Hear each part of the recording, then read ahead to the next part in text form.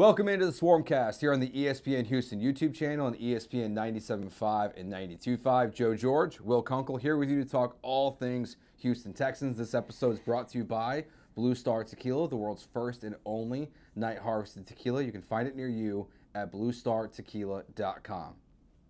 We made it. Preseason's over, Will. We're almost there. Now, we still have one more of these shows before it's even game week, but we're right around the corner. It's finally football season. This is what we do as media, and I admit to this every single year, and I actually poke fun at myself and others. It's like when when OTA gets here, it's like football's finally back, and then preseason get here, it's like no, for real, like football's finally back, and then or it's training camp, and then it's preseason, like football's back, and then the whole time like it's not really back. It's not really back because the excitement for training camp is legit for about a week, and then you kind of get the doldrums of training camp, and then you get to enjoy practice, which is fun. But then preseason, you're like, all right, that's cool. And then it's the end of the first quarter, you're like, all right, this is stupid. Yep. And then you have 3 more games like we did last year. We had 4 preseason games. Thank God we only have 3 this year.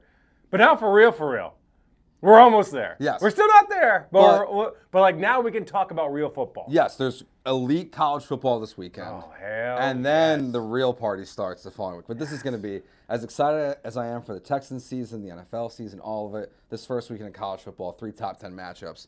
It's the best way to start the year. It's awesome. Shout out to Houston getting the Thursday night game so they don't because if they played Saturday, like when you want to play, right? But if you're Houston, nah, dude, like you guys take all the spotlight. We'll take Thursday night. I even put out on X, I posted like Maction should start this week, own a night, Monday, Tuesday, Wednesday. Just get the spotlight while you can. Let's ramp up to the big boys. So like shout out to Houston for doing it right.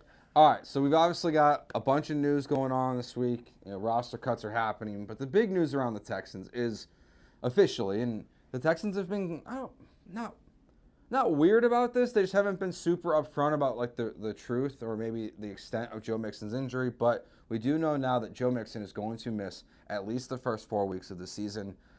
It felt inevitable, right? They're so secretive, so to your first point. And I don't know if they have to be. Like I don't understand that aspect of the Texans. I think the Texans PR team and Nick and D'Amico do an awesome job protecting their players. And, D'Amico fed us a whole bunch of baloney at the podium last year with the offense. Like he always says the right things to protect his team, and that's his job. I don't understand why they do this with CJ with the shoulder during OTAs. Like that was stupid. It was unnecessary for us to get all hyped up or just like, okay, maybe. We don't know, therefore we ask questions. It's the same thing with Joe. But this has been baked in. It's been baked into my predictions for at least 2 months now because when a dude isn't at training camp, he's not at OTAs, you don't see him walking around, like he's not present. Like Christian Harris has been present. Christian Harris has been working off to the side. Joe Mixon's been nowhere to be seen. That's what I'm like, all right. He's like, I said probably a month ago, I said, for sure this dude is not starting the season. Like he will miss the first 4 weeks. People have been asking me like, what do I do with fantasy? I'm like, I'll draft him, and I did super late because you get a high boom opportunity with him. Yeah, I mean, if you can now, you play in a league with Texans fans, they might jump him before you want, but like that's sorry to that team if you take him too early. But yeah, I would not. I wouldn't take him. And at this point, Will, I optimistically like I'm hoping for like a week 7 coming off the bye week. That Monday Night Football game versus the Seahawks, like if you could have Joe Mixon back by then, that'd be great. But it's hard to feel like the 4-week window is honestly as a timeline. Those are just the rules. I think a lot of people are interpreting it as like, oh, he'll be back week 5. And like that doesn't feel like that's anywhere near the case. I don't know. But that, it doesn't feel that way. It's to your point, we have no timeline because the Texans are so secretive about it, which whatever. I understand not putting a timeline on it, and I think that's smart because the only thing that can go wrong is you're 100% right or you're 100% wrong. And we've seen what happens with the Astros. They talk about it because they talk to the player and they talk to the reports and it looks good, whatever. The point is you can either be 100% right or 100% wrong. There's nothing in between, so like why even go down that road? But I'm not worried about Mixon missing the first X amount of games with this offense right now. But I don't know, I think I probably would have said the same thing last year, to be fair. Going into the season, at least, I thought the 5-headed monster. I thought Bobby Slowick was good. We all thought he was good, by the way, before you all laugh at me. Like, he was good his first year. Everyone was good. We think Nick Caley's going to be good. I'm still very hesitant, not because I think otherwise, just because, bro, show me a year, and apparently show me 2 years. So I'm okay with Joe, with all that being said, missing, because it looks like this is a defensive-led team, and they have enough running backs, and that the offensive line was creating holes in the preseason, which is what I feel best about. Yeah, it's interesting. We mentioned fantasy there. Like, from a fantasy football perspective, I would not invest in Nick Chubb, Joe Mixon, or Woody Marks. It's funny you say that. I was thinking that. I was like, do I want to talk more about fantasy or not? And I love fantasy football, so yes. I love it too, now more than ever for whatever reason. But I'm not touching the Texans running back room.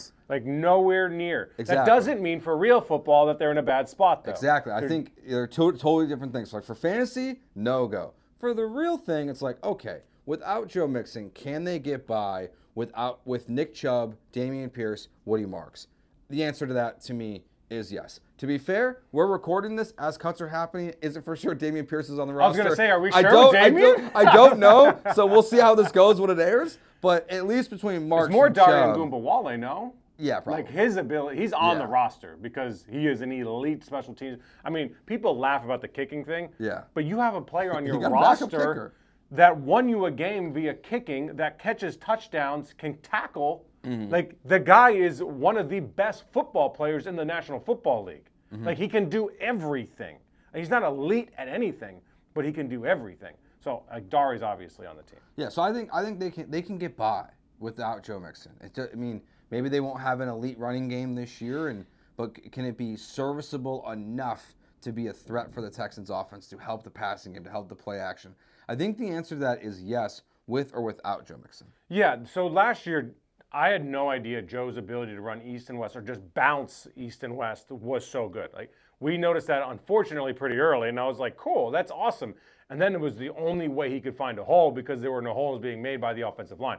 The best thing coming into this season is that there are holes being made for someone like Nick Chubb and Dameon Pierce, if he makes the roster, that likes to hit that hole. He does not like the zone gap. He doesn't like the zone read. He does not like to figure out like where it needs to go. He likes to get ball, see hole, run. And Nick Chubb is a very physical guy as well. So I think running backs in the way this line is running will have success no matter who it is. Joe would have more success.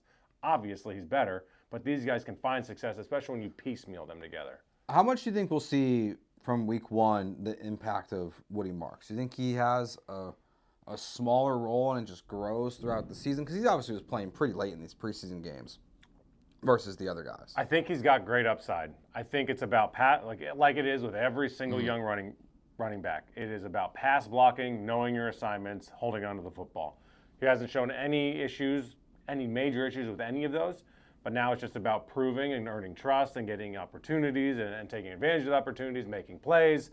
And I think he's got some explosiveness to him. And I think he likes to run the ball physically, like D'Amico likes to see, like this offense allegedly wants to do. So I think he's going to get opportunities. I think they're going to be small and limited early on. Because we always see this every training camp. Someone comes out of camp and we're like, oh man, I can't wait to see what he does. Like, he had a great training camp and a great preseason. It's like, he's not getting the ball. He's not getting the ball for like the first 6 weeks. It's like, well, yeah, because the other guys are just proven guys. That's kind of where I think about that with Xavier Hutchinson a little bit, just because he's had it seems like such a great camp. Mm-hmm. Everyone's kind of assuming he's going to have an actual role in the offense this year. I'm just like, I think I kind of want to, I'll believe it when I see it. And it's nothing against him and what he's doing now or what he's even done in the past, but this wide receiver room, there's a lot of talent in it, and I think it's hard to expect anything outside of Nico and Kirk to produce on a regular basis at this point. Yeah, so I agree 1,000%. I have no expectations for anyone to do anything outside of those two guys, Kirk and Nico. It's interesting to me with Xavier because he's getting burned with the ones. It's not like he's doing well with the 2s and 3s and it's like, oh yeah, hell yeah, we're going to see him with the ones. No, he's with the ones. I wonder, does he have the explosiveness? Does he have the ability to get open and make those plays on the regular season? Like, I don't know. It looks like he's going to get that opportunity. I think maybe we get to week 4 or 5, we're like, man, Hutch has like some moments, but okay. But then I think Jaden is on those heels like tight. Yeah. I mean tight. And then I think Jaden gets fewer opportunities but has bigger boom plays, and that turns into kind of the wide receiver 3 becoming his. Especially, and the other thing too with Higgins, I think this season, like again, fantasy football perspective, I've been seeing where Kirk has been going in drafts, and I had my first one post preseason, and I passed on him just because of health. Oh, and that's where like I'm 100%. I can't buy in yet fully because when he's out there, I think Christian Kirk's gonna be really good. I think everyone should just be prepared for fantasy football in pieces to drop him right away or have him on your IR. And that's where I think Higgins can really step into this role and could honestly surpass him by the end of the season if Christian Kirk can't stay healthy this year. We own the same team because I drafted C.J. Stroud super late as a backup quarterback in one really deep league. The commissioner, we got to get rid of the bench spots. It's just too many. It takes too long. But I'm not touching anyone in the running back room. I'm not touching anybody outside of Nico in the wide receiver room. I'm not touching any of the tight ends. But when I am touching Jaden Higgins late because, again, I think Christian Kirk better than Higgins right now, but not fantasy-wise. Xavier Hutchinson getting the opportunities. Maybe he'll have a game here and there, but I don't think he's going to put up numbers. Like, he's not going ham. But I do think, again, Jaden Higgins has the ability to eventually get to a spot where you're like, damn, there's our 1-2. I think so, too. And then you have a true slot with Christian. Yeah, I think you've got the Texans, and we're going to do more, really deep season preview next week, but it's the Texans offense, to me, has some real boom or bust, but even the bust, I feel like the floor is pretty low. High. It's pretty high for them this year. The floor is so much higher. The floor is, so I agree. But I also think that floor is high and it's being held up by hope. Wishes and dreams. And maybe it's there's nothing proven there. I keep saying there is nothing proven with this offense. But I say this to everybody on X and TikTok that argue with me of it's the preseason. 100%. I agree. But I'd rather see the good in preseason than bad and have to explain it away. And that's what's different about this year versus last year. So we're good. We're fine. They've checked the boxes. There's 100 steps to get where we want to go, right? Yeah. And at the end of the preseason, you want to be at least step 10. We're on step 7. So it's better than being on step 2, and you can't get any higher than 10. So just take the 7. Let's go. Now let's get to the regular season and let's progress up that ladder. All right. So you texted me this the other day. You have this idea, this question. Yeah. Good night, Joe. And it was: is the Houston Texans offensive line the most influential position group in the NFL this year because of what it could mean for this team? If they figure it out, assuming Nick does his job, it's obviously another assumption. I'm just talking about on the field. On the field, if the Texans' offensive line figures it out, they have the ability to win the Super Bowl because of that group. If they don't, 10 wins, early exit. 9 wins, early exit. Because I don't think if the Texans get to 10 wins and early exit, and you ask the reason why, is it because you expect CJ to not fall to reach his expectations? Is it really the running back room? Is it really the wide receiver room? For me, it's not. It's those guys are going to be good enough in those positions, and all you need from the offensive line is to just be competent this year, and it just elevates everything else around you, and then you'll be good to go. And then imagine, I'm not saying this is because I actually don't think this will happen, but imagine if they are good. Then what? What if CJ just has time constantly? I know. Then what? The Panthers practices are a great example because while it's the Panthers, yes, but NFL team. But if that time we were seeing from the videos coming out of practice from the fans is where CJ's just chilling. He's bouncing around. He's just looking for the open guy. If you can occasionally get things like that from him this year, which you never got last year, and then you can do more from it, it just adds to what the explosiveness can be. So I think it's a great question. I think it's a fair point because if they're a top half of the league offensive line, it can help propel the Texans into a Super Bowl conversation this year. And if they're not, it will be what holds them back ultimately. All the elite teams in the NFL, we know exactly what we're getting from all the position groups. There's no major question mark from the Eagles' offensive line. Yeah, I've got a couple for you to compare and contrast. Okay, go. Okay, so Texans' offensive line, more important this year or more of a Super Bowl impact than, can I take the entire Bengals defense? So, because that was the first one that popped into my mind. Yes, but I don't think it's possible. I think it's possible for the Texans' offensive line to figure it out because of Nick, because of all the things that go into it, for them to be greater than the sum of their parts. I don't think the Bengals have any chance of being good defensively. I don't think the Bengals have any chance of being decent defensively.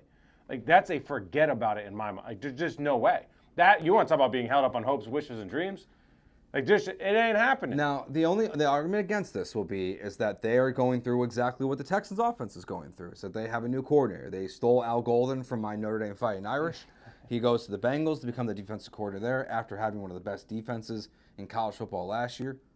He obviously has NFL experience. So they kept Trey Hendrickson somehow. Yeah. Paid him $30 million for 1 year. I was shocked that was the arrangement that they came up with. So bizarre. Imagine having those owners. I know. Like, it's so strange. You could have just paid him for long-term or gotten rid of him and said they went with this weird middle ground to where they're going to be in the same situation next year. But the Bengals defense is one where, like, the Bengals offense is going to be incredible this year. But the defense was so bad. And really, in my opinion, as bad as the Texans' offensive line. So that was the first one I thought of about position groups or areas that are really make or break for a Super Bowl this year. The other one I had on my list, though. Just want to stand there in the preseason. I think was it the Commanders they played? Yes. In the preseason? Whoever they played in the preseason, the defense sucked. Like, that's the thing about defense. Defense is will and wants. Yes, you got to have talent. Like, you got to always. But like DeMeco's defense, there's a reason I bet the unders with DeMeco in the preseason because his defenses 1 through 4 are going to be playing their ass off. They're going to be in the right position. They're going to want to tackle. They're going to swarm. It's a culture. It's a mentality. Like the Bengals have none of that. None of it. Their first stringers got worked. And, I mean, guys wide open, streaking down the sideline, missed tackles, all that stuff that we saw last year happening again this year. And then, again, we've talked about this a lot. You don't just flip the switch. You don't turn it on.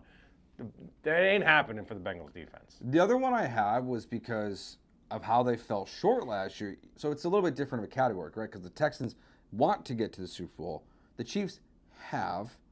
But I think if the Chiefs are going to win the Super Bowl this year, the wide receiver room for them, to me, I think is on par with what the Texans need from their offensive line. Like, you need Rashee Rice to, like, stay out of trouble, be on the field. You need Xavier Worthy to take the next step. Yeah. You have all these young guys who are out there who haven't really proven themselves, and you've got this slowing down married Travis Kelce.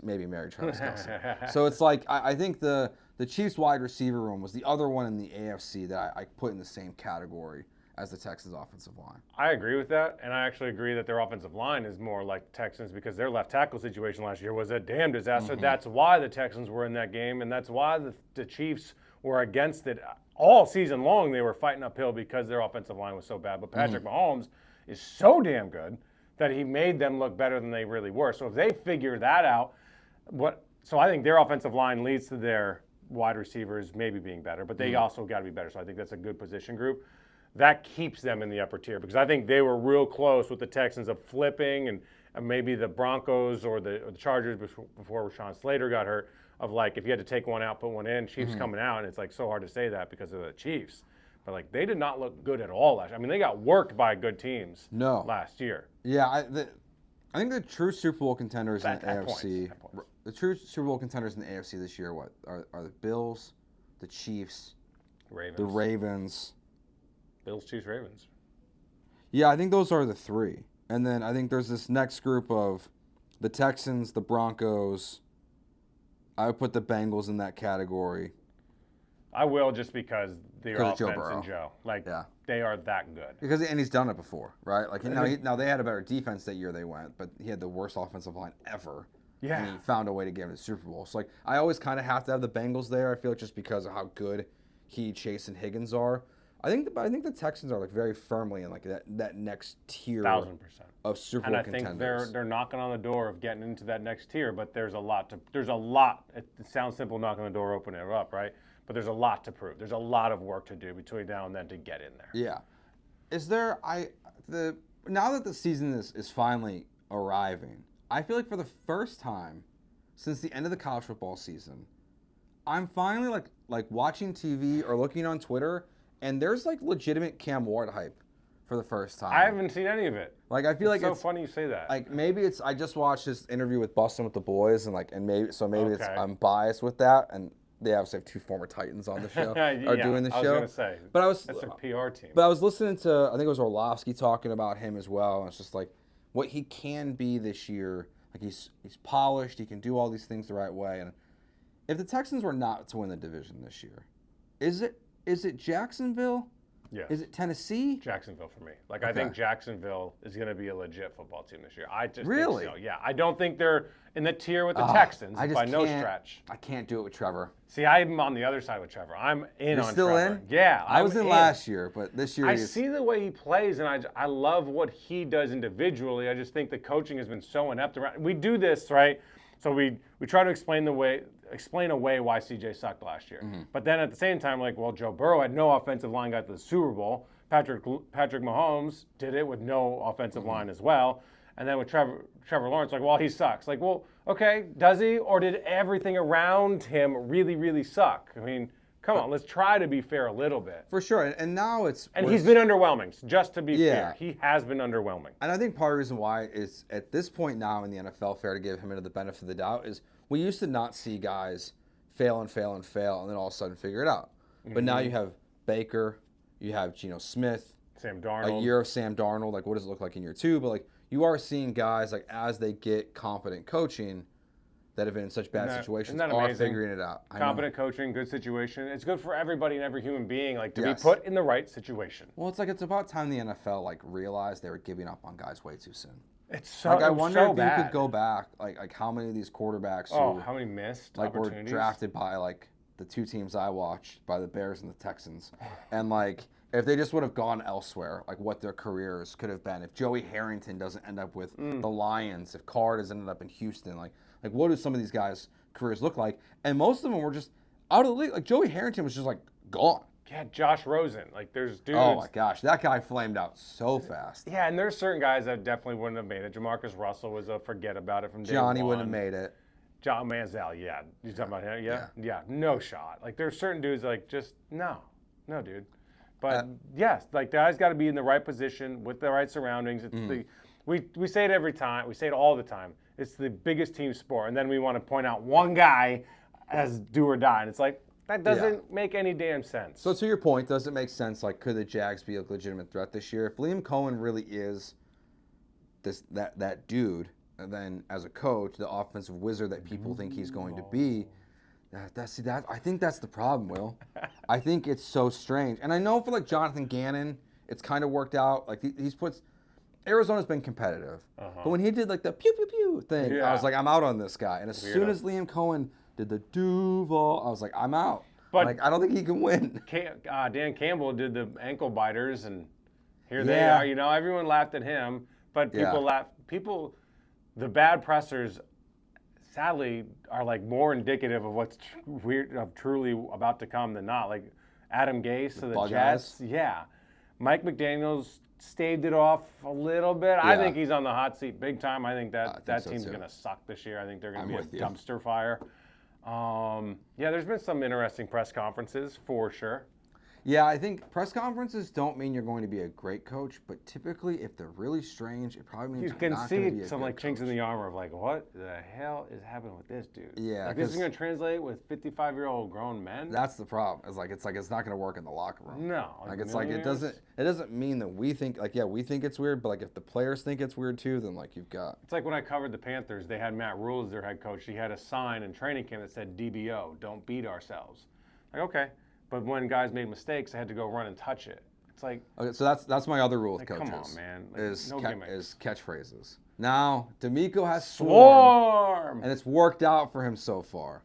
But, like, don't beat ourselves is like. But, like, Matt Nagy had, like, BU, and it was, like, written on his play sheet. I like Swarm, and I like Swarm because it's a mindset mentality for the team. Yes. Like, it actually, you can visualize it. And it's working. BU, and it works, so I love it. BU is like, all right, you just do yourself. You do you. You do, and I don't like that because then that separates everybody. Yeah. Don't beat ourselves is like, okay, I got it. I don't suck. Yeah. I got that part. And then I got to go run, touch a sign, and miss reps during training camp when there's only so many to be had. I didn't know that. Yeah, it's just not good. All right, we'll take a break here. When we get back, some Texans buy or sell. First, let's hear from our friends at Blue Star Tequila so they can teach you what night harvesting is all about.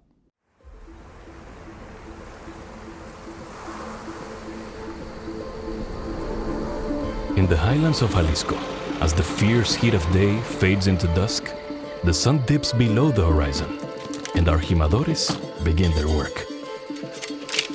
Harvesting our precious agave azul beneath the glow of stars, while the night air is cool and calm.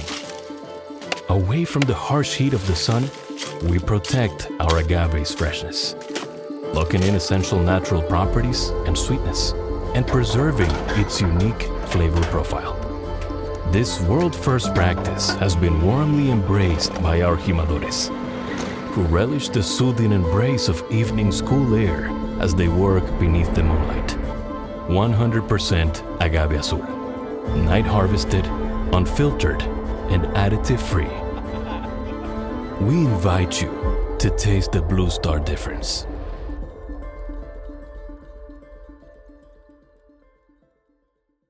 All right, well, let's do some buy or sell. So I got some various different things to go through.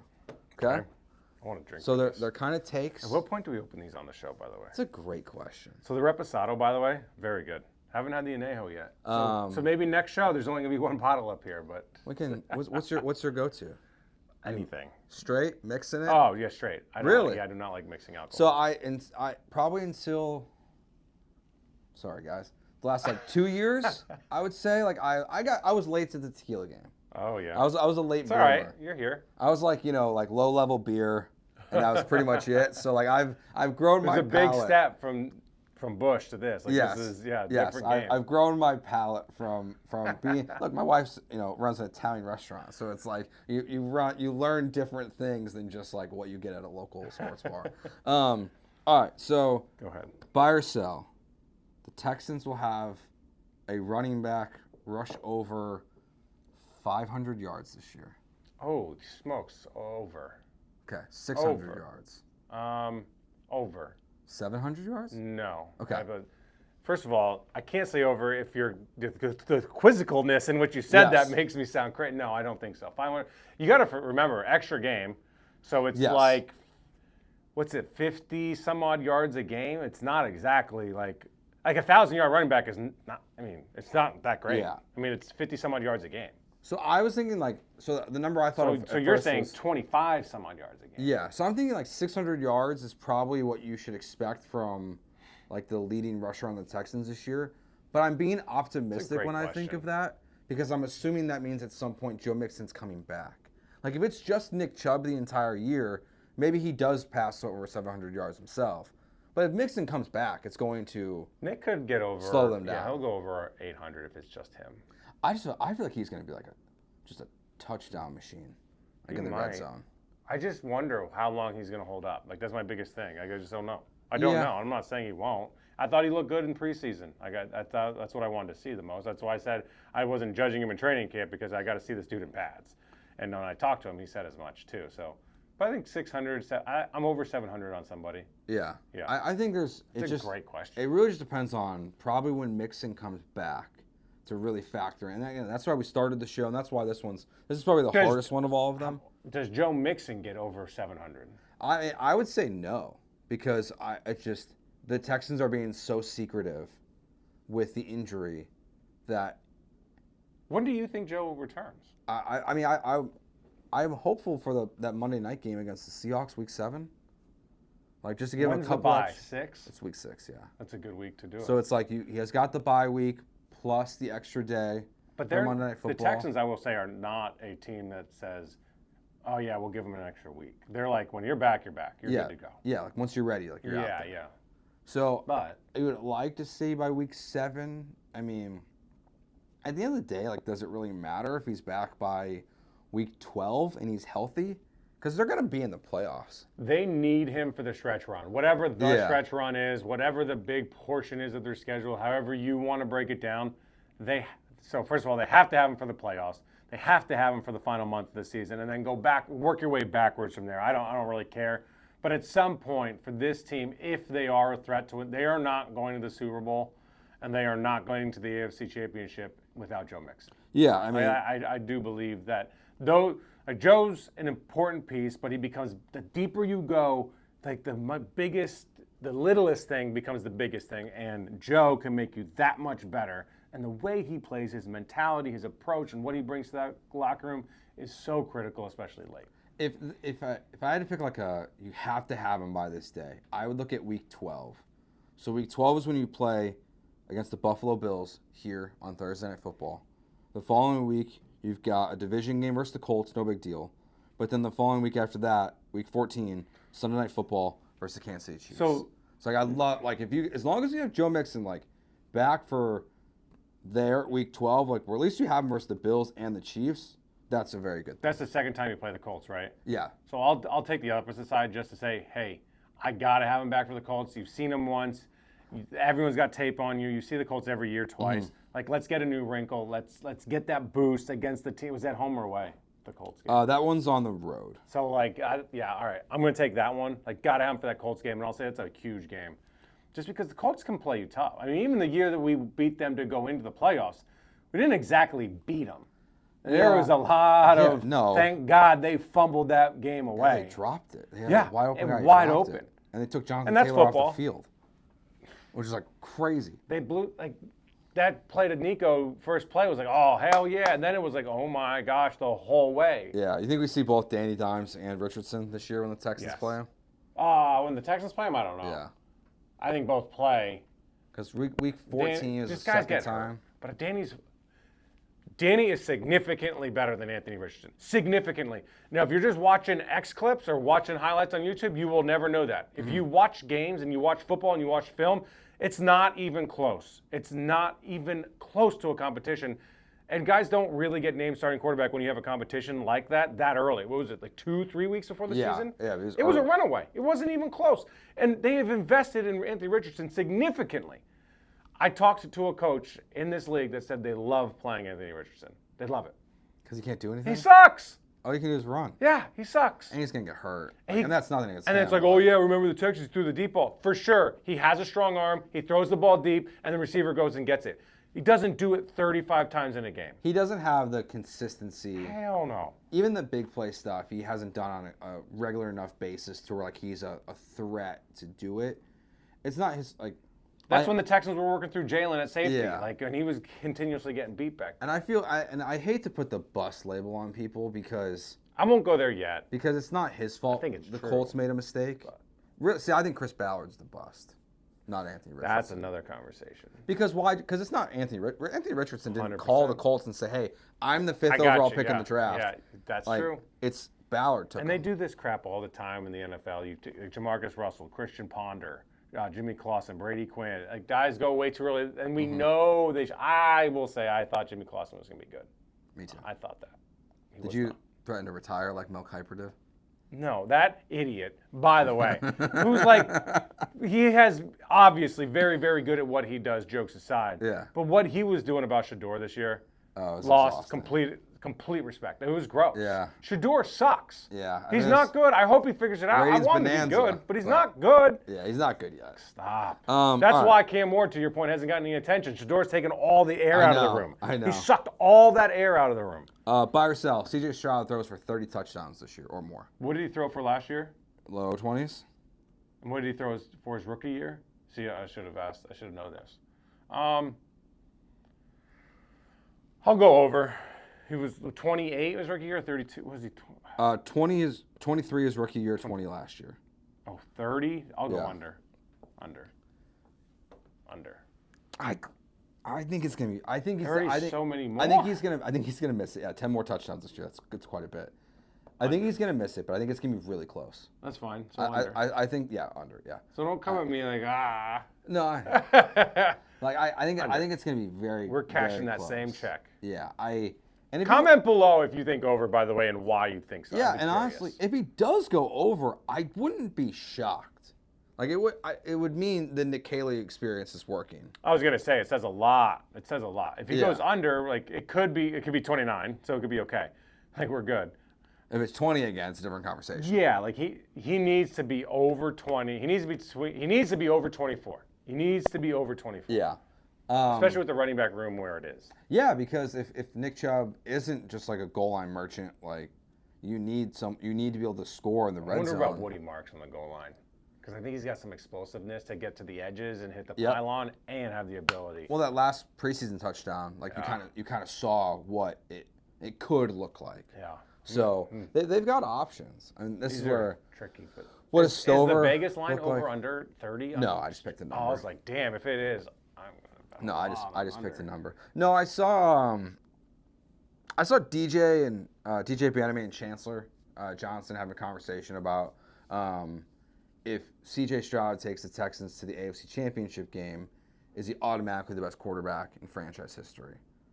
And one of the responses I saw was, no, he needs to throw at least 30 touchdowns in a season because that's something Deshaun did. I don't give a damn about that. No. I'd rather him. I don't know that it makes him the best if he does it once. Well, I think the bar is so low. I think it does. I don't disagree. I think it puts him in front of Deshaun already. Man, but what happens if he doesn't do anything the next year? I'm just saying, we just went through the situation with Bobby Slowick, so I'm so hesitant to be like crowning someone because they did something one time. Yes, but it's like the lowest level crown you can have to be the best Deshaun had significant success that was sustained for a couple years. CJ got more playoff wins. That's so true. It's a low bar. It's very low. It's such a different. It's a conversation. What was their answer? They said yes. I think they both said. I think DJ said yes. You said yes. Yeah, I'm yes. Yeah. Like if he goes to the AFC Championship. My answer is no, based on. You mean if he goes to the Super Bowl, or if he goes to just to the AFC Championship? Just to the AFC Championship game? Yeah. Hell no. The Texans have never been there before. If he goes to the Super Bowl, I'll give it to him. I agree, but this is a defense. We do this all the time. I know. This is a defensive-led team. Yeah. CJ could be okay. There has to be some context around it because if they're I feel like I mention this guy every week now, so I'm really sorry, even though you're a bad college football coach. But if he's Trent Dilfer with the Ravens, then like CJ can't be crowned that. He's got to be the reason they win at least half of their wins. Mm-hmm. Like he's got to be a go-to guy, not just once or twice. I mean, consistently, whether it's to score a touchdown to win or move the chains to hold on to the win, whatever it means. Yeah. He's got to be the general of a successful and reason they win offense. That is the minimum to be considered the greatest quarterback in franchise history, although the bar is low. Deshaun was that dude. Mm-hmm. Deshaun was the reason that offense ran. Like, he was the best player on that field. Mm-hmm. Yeah, the defense was good enough. But if it was spots, if Deshaun had this defense, oh. If that offense with Deshaun had this defense, they're going to the AFC Championship, if not further. For sure. I mean, they had that massive lead on the Chiefs. Yeah, so again, they're right there. I know I pour water on these fun barbershop conversations because they are fun. I enjoy them too. But it's a team game. It's three phases to the game. If CJ can lead the offense to success, then okay. But don't forget, this team is going as far as the defense goes, and then the offense pushes them. Next one I have for you. So Will Anderson, Danielle Hunter last year were pretty close in the sack race. Yeah. Just internally. 12? Yeah, I think it was right around there for both of them. So buy or sell, Danielle Hunter, who was ranked ahead of Will Anderson significantly in the NFL Top 100. He's done it for a long time. I think by about 20 spots. That's a lot of spots. Danielle Hunter will have more sacks this year than Will Anderson. I'm going under. I'm going against that. I just think that Will's going to have one this year. Mm-hmm. I just think Will is about to go off.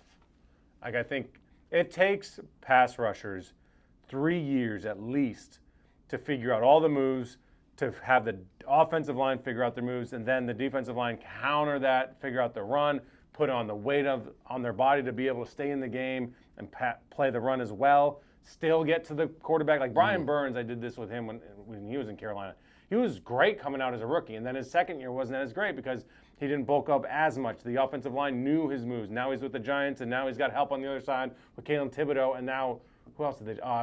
Carter, the kid out of Penn State. Yeah. Holy crap! By the way, that defensive line is going to be a handful. It just takes you time. You don't come in and maintain your high success if you're a rookie of the year or whatever, all the way through. There's kind of just some ebbs and flows and some growing curve. It just kind of is what it is. So, but I do think this is the year for Will. I think Will is about to go off. So this one I put out there. I was more excited to hear your answer. I think Will Anderson's going to have a better year than Danielle Hunter. Yeah, I think so too. I genuinely believe I've got that. Low-level wagers. I also think Danielle's going to have a damn good year, though. Yes, I've got some low-level wagers on the Will Anderson Defensive Player of the Year stuff. What are the odds on that? This year? Last time I saw it was plus 1,500. That's it? Yeah. He was tied for 6th or tied for 5th. So he's kind of up there. Yeah, he's right. Yeah, he's top 6. Okay. Yeah, he's right there in the category. Stingley's probably way below. Yeah, because it's hard. They're not throwing to Sting. That's the problem with Sting. Yeah. You can't stop Will Anderson Jr. from getting sacks. He's going to get sacks. You can stop Stingley from getting interceptions. You just don't throw to him. The problem is Kamara's on the other side. So if you want to throw like a sneaky, I don't know what award he could win because he ain't winning Defensive Player of the Year. Yeah. But like over under on his interceptions, go to Kamara. Go to Kalen Bullock. I would take the under on Sting because I just feel like good luck throwing the ball. You read my mind. Kalen Bullock, I don't even have a number for this, so this is a total guess here. But Kalen Bullock will finish top 3 in interceptions amongst safeties next year. This year? Buy or sell, or this year, yeah. Because I'm buying. I think he is going to be a monster for the Texans. There's no C.D. Johnson right now, C.D. Gardner-Johnson right now. Yeah. I don't know where he stands. And Jimmy Ward, like, forget about it probably. So, like, he's going to get his bid. He's going to be put – he's a ball hawk. I'll go over on that. Yeah. I'll bet you he gets 3 interceptions low on balls that are tipped by another close defender, and he's just there, like, grabbing it. Yeah. I think he is just going to be the beneficiary of what Lassiter and Stingley are doing on the outside. Mop-up dude, tip drill. Yeah. Mop-up duty. And Stingley's going to be – I'll be really curious to see how teams attack this defense because – how do you? If Lassiter, like, if you really do believe in him, I think the biggest I would keep an eye on, I think it's the Petrie position. Oh, yeah. As I'm thinking about it, that's what I came up. I came up with intermediate. You attack the middle of the field, crossing routes, guys running sideline to sideline, and then Petrie. Yeah, Petrie in coverage. Petrie in coverage, or the third corner if he's off the field. Like what is that going to look like? That to me feels like the Texans' biggest weakness right now. But then if you get Christian Harris back, I know it like, solves holy a lot. Crap, is that a help? And even then, if you have. Okay, if you go into the season and everything's healthy, and DeMeco knows he has one weakness, which is Jalen Petrie in coverage. Man coverage. He can fix that. Yeah, exactly. He can help scheme You can that. take that away. Yeah, you can find a way. You can, because you can you can leave Stingley and Lassiter on these islands. Which is wild. Like it's like unless you're playing the Bengals, like you're not going to play a team that can really go mano a mano with your cornerback room. Let me interrupt here because I still have PTSD from the baloney that we saw in that Vikings game.